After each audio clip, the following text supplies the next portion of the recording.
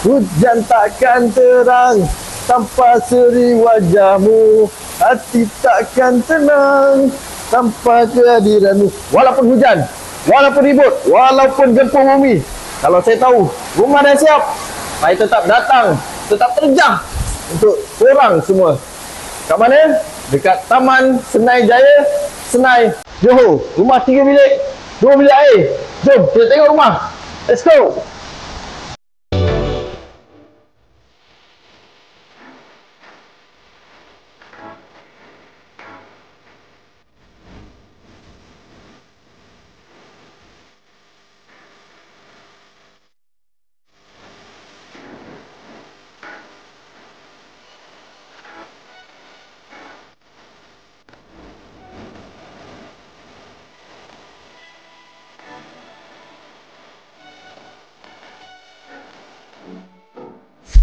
So memang berbaloi ya. Memang berbaloi datang jauh-jauh tengok rumah ni dengan hujannya, dengan apa ni. Sebab rumah cantik. Terlalu cantik ya. Memang perfect, cantik ya. Lagipun hall tinggi ya. Hall tinggi. Memang luas rumah ni.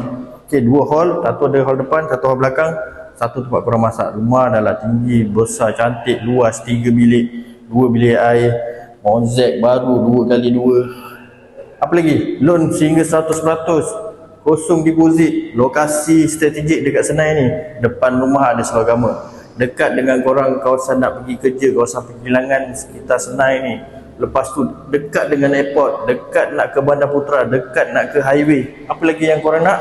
Inilah dia dekat Senai. Kelebihannya selain daripada dekat dengan tempat kerja korang, kawasan ni juga mudah untuk korang naik ke Johor Bahru ataupun ke utara. Right? Kalau korang berminat boleh siapkan dokumen, semak kelayakan, insya-Allah rumah dengan lokasi yang sangat strategik dengan pakej ubah suai macam ni milik korang. Okey, itu saja. Kita jumpa lagi.